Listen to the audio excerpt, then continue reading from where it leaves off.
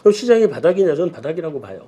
이 긴 기간 동안 계속 위기 상태가 지속이 됐고 이렇게 위기가 지속되는데 어떻게 부동산 가격이 올라요? 서브프라임 위기가 세계 대공황하고 사이즈가 똑같았어요. 이 가게가 소비를 할 수 있어야 뭐 소비가 되는 거고 주택도 소비자라 그랬잖아요. 그래서 MB 정부 끝날 때까지 내내 부동산 가격을 규제를 했어요. 가격이 안 오르는데 거래가 어떻게 활성화됩니까?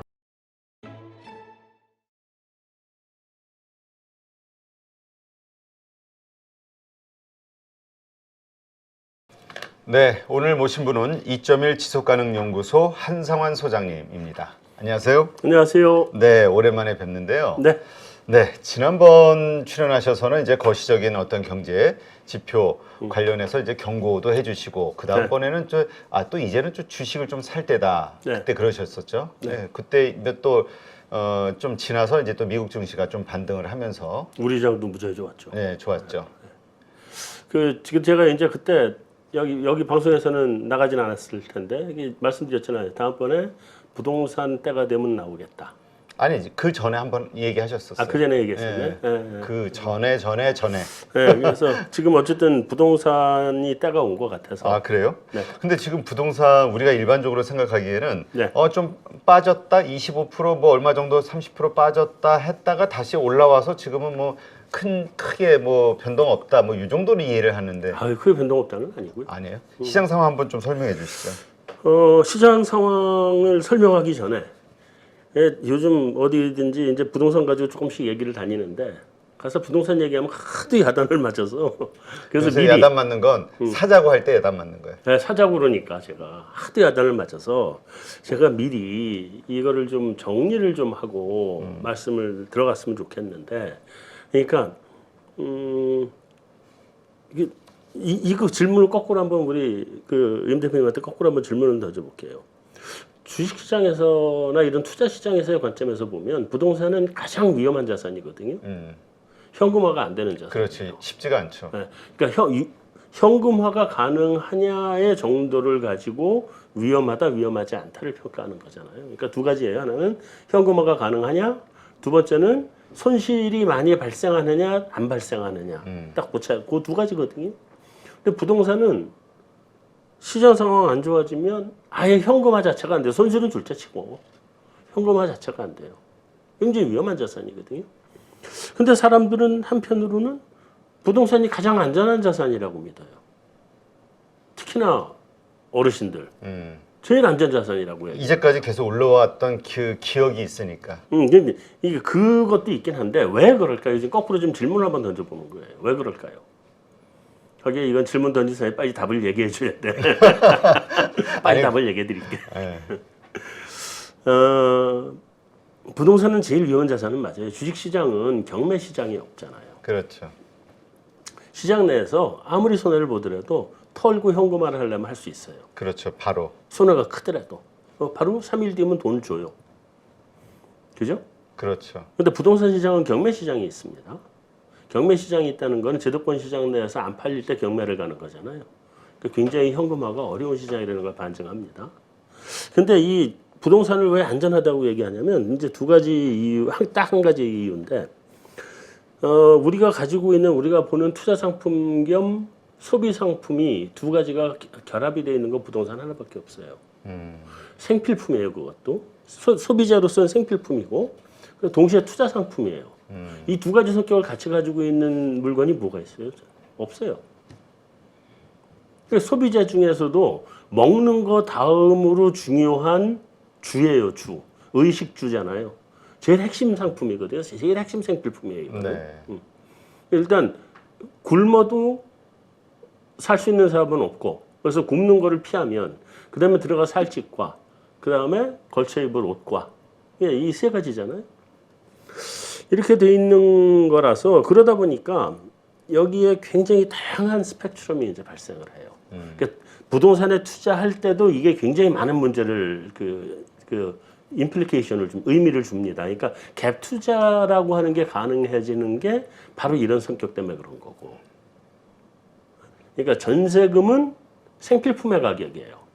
그리고 전세금하고 주택 가격의 차이인 갭이 투자 자산으로서의 가치예요. 그잖아요. 네. 뭐 많은 분들이 얘기했을 거란 말이에요, 이거는. 근데 그 부분을 떠나서 이 이제 부동산하고 관련된 얘기만 하면 댓글이 찬반이 엄청나게 많이 갈리고, 특히나 요즘 같은 때 부동산 사라, 뭐 어디 가서 영끌해라 이러면은 이 정말 욕이 한 바가지로 올라오고 뭐 이랬단 말이에요, 이게. 왜 그럴까 생각해 보면 이 두 가지 때문에 생필품으로서 모든 사람이 들어가 살 수 있어야 하는 것인데, 어느 한쪽에 있는 사람들이 값을 너무 올려놨기 때문에 이 사람들이 자기 집에 들어가 살 수가 없는 문제가 발생을 해요. 그러니까 이게 생필품으로서의 가치를 중시하자 하는 게 어떻게 보면 이게 그 부동산 공개념이란 말이에요. 왜 우리나라 부동산 공개념을 떠들기 시작을 제일 먼저 제기하신 분이 DJ 정부의 김태동 경제수석, 김태동 선생님께서 그 부동산 공개념을 말씀을 그때 하셨단 말이에요. 그래서 굉장히 충격적이었죠. 이 무슨 마르크스주의도 아니고 공산당도 아니고 부동산 공개념이냐, 이게 굉장히 충격으로 받아들였었는데, 어쨌든 굉장히 중요한 개념을 얘기하셨고, 거기에 맞서는 게 지금 강남불패론이잖아요. 그렇죠. 이건 철저한 시장주의자들이에요. 그러니까 한쪽은 이 철저한 마르크스주의에 가까울 정도의 그 이념화된, 삶이 다 들어가서 살아야 되는데 사람 먹는 거 가지고 장난치지 마라, 이런 분위기. 그래서 반대는 그런 얘기하면 무슨 그 북한의 김여정 가끔씩 그런 얘기하대. 개나 밟는 소리 하지 말라고. 그런 식으로 개나 밟는 소리 하지 마라, 이게 무슨 투자 상품인데 자유시장에서 무슨 공개념이냐, 이렇게 얘기해. 양쪽이 너무 극렬하게 치다르니까. 네. 이거를 이제 우리가 어떤 관점에서 이거를 봐야 되느냐로 그래도 가야 되는데, 우리는 어차피 개인들이잖아요. 우리가 시장 가격을 결정할 수 있는 사람이 아니거든요. 우리가 대통령이 아니잖아요. 우리가 대통령 같으면 정책을 바꿀 수 있죠. 근데 우리는 정책도 못 바꾸고 시장 가격을 결정할 수 있는 사람도 아니에요. 주어진 가격에 우리는 그 반응을 해야 되는 가격 수용자란 말이에요. 그럼 거기에 맞춰서의 얘기만 한번 해보자 하는 게 제 오늘 생각이에요. 그러니까 저도 이 부동산 공개념이라든지 뭐 이런 거에 대해서 이념적으로 또 이론적으로 토론을 하자 그러면 몇 날 며칠 토론할 수도 있고, 그리고 사실 동의를 해요. 모든 사람들이 살 수 있게 그거는 공급을 해줘야 되는 문제니까. 그러니까 우리 그 이상과 현실은 다르다, 이 다른 부분을 거죠. 얘기하는 거잖아요. 아니, 근데 제가 하는 얘기는 오늘 이 시간만큼은 부동산을 보는 관점을 투자 자산의 관점에서 한번 접근을 해보자는 얘기예요. 그러니까 제가 드리는 말씀을 곡해하지 마시고, 그러니까 이게 올랐으면 좋겠다 기대 이것도 아니고 그다음에 객관적으로 보자. 이렇게 당연히 이럴 수밖에 없는 거다 이것도 아니고, 네. 그냥 일단 투자 자산으로서의 투자 지금 자산으로 보자. 현재 상태를 보고 앞으로의 그 흐름, 가격 흐름이 어떻게 될 것이냐를 네. 생각해 보자. 우리가 어떻게 대응할 거냐, 이거를 보자. 그래서 부동산 가격은 반토막 나야 되는 거고, 반토막 나는 게 정당하다. 그 이에 다른 얘기 듣기 싫다. 그럼 여기서 더 이상 제가 하는 말을 안 들으시는 게 좋아요. 그럼 막 화날 거야. 그래서 그런 생각을 가지신 분들은 듣지 마시고, 더 이상 보지 마시고, 부동산이 현재 상태가 어떻고 앞으로 어떻게 될 것 같아서 나는 어떻게 대응을 해야 되겠까 하는 거에 대한 그런 그 말하자면 하나의 의견을 들으시려면 끝까지 보시고, 미리 얘기해놓고 시작합니다. 네. 자, 그리고 시작을 하시죠. 네. 자, 일단 지금 가장 뭐 문제가 되는 거는 결국은 지금의 가격대가 네. 싸냐 비싸냐. 그러니까 지금 그거죠. 사야 되냐 말아야 되냐 이거죠. 네. 결국 그거죠. 논쟁이 많아요, 이 부분이. 네. 그 이제 논쟁이 요즘 나오는 것이 여러 가지 봤는데, 그 이제 그 우리가 이제 이념적으로 이게 적정한 가격이냐, 이거는 이념적으로 적정한 가격이 되려면 지금보다 훨씬 많이 떨어져야 되고요. 사실은 이제 조금 좀 뭐 뒤편에 가서 얘기를 하도록 하죠. 근데 그럼 시장이 바닥이냐? 저는 바닥이라고 봐요. 시장 가격은 바닥에 왔다. 정확한 바닥에 대한 설명은 요거 조금만 더 뒤에 말씀을 드릴게요. 근데 최근 이제 그런 얘기 많죠. 뭐 한번 상승하고 나면 초과대 버블이 오고 나면 한 6, 7년은 바닥을 개야 된다. 그렇죠. 최소한 3, 4년이 됐든. 요즘 그 부동산 가격 더 떨어진다고 주장하시는 분들 다 그 논리 아니에요? 과거 봤더니 그렇더라. 네. 그래서 우리 과거에 부동산이 6, 7년 침체됐던 거 2번이에요. 가장 최근이. 네. 한 번이 외환위기 이후에 2003년 카드 대란까지. 그때 바닥을 겼죠. 2003년이 대바닥이었어요 그때도. 그리고 난 다음에 이제 버블 세븐이 만들어졌죠. 그때가 그리고 서브프라임 때 버블 세븐이 터졌지. 네. 그다음에 서브프라임 사태 2008년 이후에 2013년까지가 한 번 또 바닥이에요. 네. 2013년이 대바닥이었어요. 이 박근혜 정부 들었던 딱 그 시기예요. 그때까지 대바닥이에요. 이 두 개가 한 5년에서 한 6년 정도를 부동산 가격이 바닥을 기었으니까 뭐 과거의 경험해 보면 그렇다라고 하는 얘기하시면 과거에는 그랬다까지는 인정. 근데 그게 이번에도 적용이 될 거냐를 봐야 될 거 아니에요. 과거가 그랬다고 이번에 또 그런다? 그런 법은 없는 거 아니에요? 통계학적으로 그거는 말이 안 되는 소리거든요. 근데 그러면 외환위기 때를 한번 생각을 해보시자고요. 외환위기 때 저도 이제 몸으로 겪었던 사람이고 그때 이게 그 주택 그 사원 조합주택 현대건설 거 들어갔다가 그 외환위기 금리가 막 한 15% 막 이상씩 올라가니까 그거 포기했던 정말 뼈아픈 경험이 있는데 뭐 감당이 안 되더라고요. 이자가 너무 세니까. 그렇죠. 그때 여러 포기했어요. 뭐 이자를 낼 수가 없는데. 뭐 그랬던 경험이 있는데 그때 힘들었죠. 근데 외환위기 기억을 해보세요. 외환위기예요 일단. 이게 국가 부도의 날이에요 진짜. 그렇지. 우리 국가 부도 났던 날이에요. 저는 아직도 기억해요. 그때 임창열 그 부총리께서 그 기자회견 하는 거 아직도 기억해요. 우리 지금 IMF로 구조조정 신청하러 갑니다 하고 선언을 하고 갔어요. 그리고 난 다음에 무슨 일 있어요? 그거로 끝난 게 아니잖아요. 우리나라의 기업들 전부 다 구조조정했고 네. 삼성이 부채 비율이 한 400%, 현대가 600%, 대우는 얼마인지 알 수도 없고 그거 다 구조조정했잖아요. 구조조정하고 은행들 문 닫는데 한두 개예요. 은행 다 거의 대부분 문 닫거나 합병됐거나 뭐 이렇게 됐어요. 동아은행, 평화은행 없어졌죠.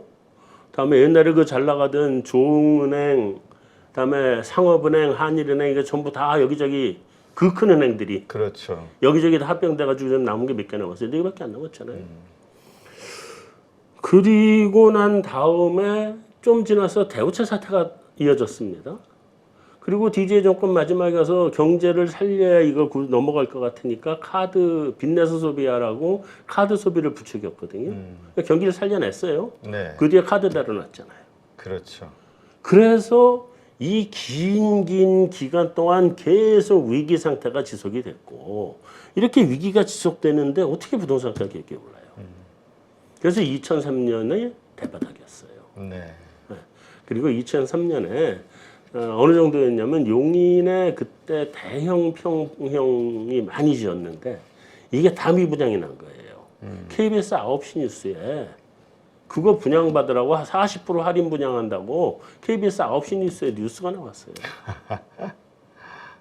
그리고 그 대형 평형이 바람이 불었죠. 네. 그래서 그거 분양받은 사람들 다 대박 났어요. 가서 그 미분양 산 사람들. 저도 가서 미분양을 그때 하나 샀어요. 대박이 났었지 그때. 근데 이 정도면은 장기화 돼야죠. 부동산 침체. 그죠? 그렇죠. 자, 서브프라임 사태 한번 짚어볼까요? 서브프라임 사태는 2008년 말에 터졌는데 서브프라임 금융 위기에 부동산발 금융 위기에 대한 경고는 오죽하면 제가 현대경제연구원의 본부장으로 있을 때인데 그 당시는 오죽하면 우리도 위기 온다고 리포트를 냈으니까 이거 위기 온다. 그게 2006년에 보고서가 나갔어요. 네. 2006년 6월인가 7월을 기점으로 케이스 실러 미국의 부동산 가격 지수가 상투를 찍고 그때부터 꺾여 내려오기 시작했거든요. 그리고 2007년 초반부터 미국의 부동산 관련 금융기관들이 문을 닫기 시작했어요. 뭐 센츄리 파이낸스니 뭐니 쫙 2007년부터 문을 닫습니다. 그리고 2008년 가서도 뭐 그 앞에 뭐 지니메, 페니메 이런 부동산 모계지 관련 회사까지 문 닫고 가다가 그 리만 브라더스가 무너진 게 8월인가 무너졌거든요. 네. 그리고 나서도 뭐 GM 포드 위기 오고 그다음에 여러분들 그 미국의 전 세계에서 가장 큰 생명보험 회사 있잖아요. AIA라고 아시죠? 그렇죠. 그게 그 전에 이름이 AIG예요. AIG가 모든 금융기관의 금융기관이에요. 얘가 돈이 워낙 많으니까 들어오는 돈을 다 얘한테 빌려줬다고요. 그렇죠. 그거 다 부실돼가지고 망한 거 아니에요, AIG가. 그래서 이름을 AIA로 바꾼 거예요. 그때 망하면서. AIA 본사 4억을 팔았어요, 얘네도. 그 몇백 년 동안 가지고 있던 4억을 그거를 파는 수모를 겪을 정도였거든요. 일단 위기가 부동산에서 터진 위기고 전 미국에 있는 금융기관을 비롯해서 전 세계 금융기관들이 다 휘청거리던 시기예요. 다음에 스페인이라는 데 맨날 뱅크런 나고 그랬죠. 그랬죠. 기억하시잖아요. 근데 이런 그러니까 서브프라임 위기가 세계 대공황하고 사이즈가 똑같았어요. 근데 세계 대공황은 세계 각국이 각자 나살자고 보호무역하고 뭐하고 하다가 더 힘들어진 거고 얘는 야 이거 옛날에 한번 해봤더니 왜 다 망하더라. 공조하자. 같이 공조를 해서 덜 망한 거고 사이즈는 똑같은 사이즈. 네. 그렇게 됐는데 자 이제 그 다음에 그 서브프라임 위기의 후속 위기 그러니까 여진 본질은 서브프라임이고 여진으로 터진 게 유럽 재정위기입니다. 그렇죠. 그게 유럽 재정위기가 독립된 사건이 아니에요. 서브프라임 사태에서 발생된 거예요. 유럽 재정위기 2011년 터졌잖아요. 2012년까지가 갔잖아요. 그리고 2012년 지나면서 조금 잦아들었죠. 자, 위기가 얼마나 길었어요. 그럼 부동산 가격이 좋을 수가 없죠. 그렇죠. 네. 근데 자 이제 우리나라를 보면 서브프라임 때 우리나라를 보면 그때 MB 정부가 들었었어요. 터지면서.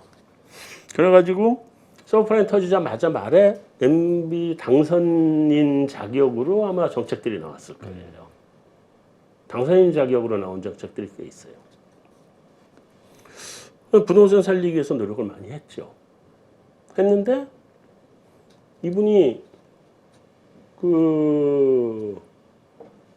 그러니까 부동산 쪽에 규제를 완화하고 이게 정부 규제 없애겠다. 그리고 시장 원칙대로 적용하겠다 이랬단 말이에요.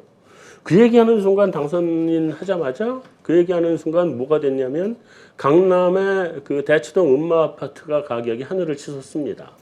그러니까 서브프라임 사태 직전 가격보다 더 위로 올라갔어요. 네. 그 강남의 모든 아파트들이 다 그 가격 같고 웬만한 아파트들 가격이 다 그렇게 갔어요. 그러니까 깜짝 놀란 거죠. 그래서 MB 정부 끝날 때까지 내내 부동산 가격을 규제를 했어요. 네.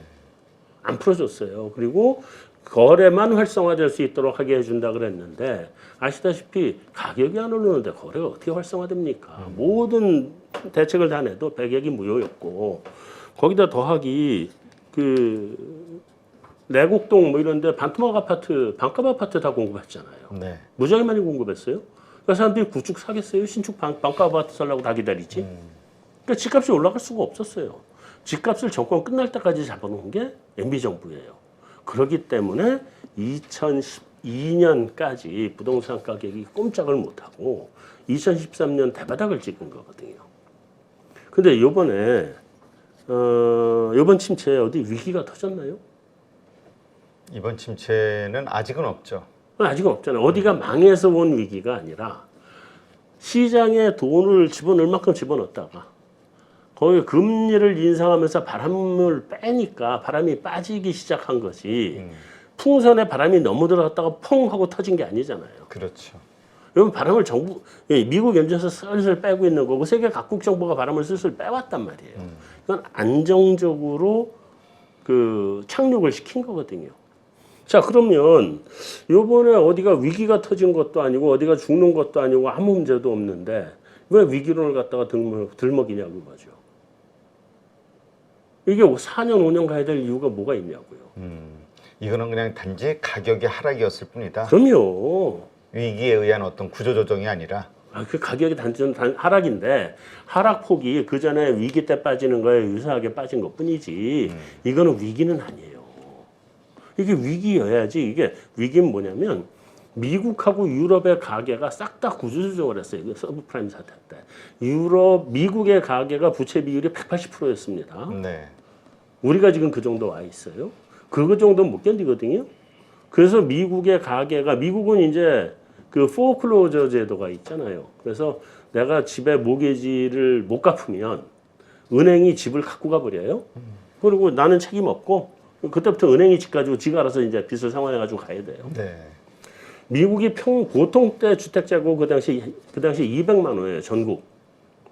근데 얘들이 포클로저해서 갖고 온 집을 부동산 시장에 내놓으면서 부동산의 주택 재고가 600만 호로 늘어납니다. 야, 엄청나게 늘었네. 그렇죠? 거기에 얘들이 너무 내놓으니까 집값이 떨어지니까 안 되겠다. 우리 좀 조금씩 자제해서 조금씩 내놓자 해서 안 내놓고 가지고 있던 게 그림자 재고라고 있는데 그게 또 600만 호가 있었어요. 그러면 두 개를 합치면 1000만 호가 추가된 거거든요.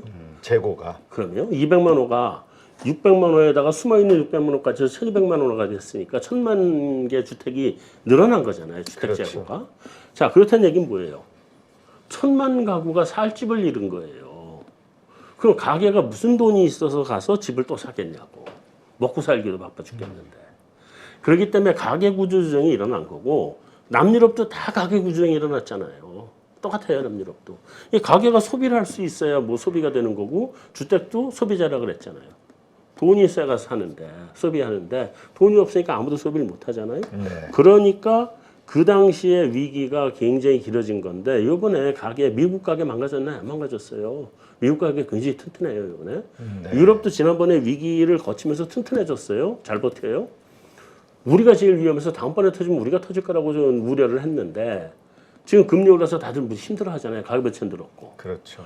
한국은행이 금리를 마음대로 못 올리는 이유가 이거잖아요. 이게 터질까 봐. 한국은행 안 올립니다, 이거. 좀 있으면 낮춰야 될지도 몰라요. 그러면 우리의 가계부채 문제도 어쨌든 이번에 터지지 않고 무사히 잘 넘어갈 수 있다. 그러면 어쩌면 이 위기는 뭐가 터지지 않으면 이 정도가 바닥은 온 거다라고 봐야 된다는 거죠. 이 정도가. 그렇군요. 지금 한 가지 이제 변수가 있긴 해요.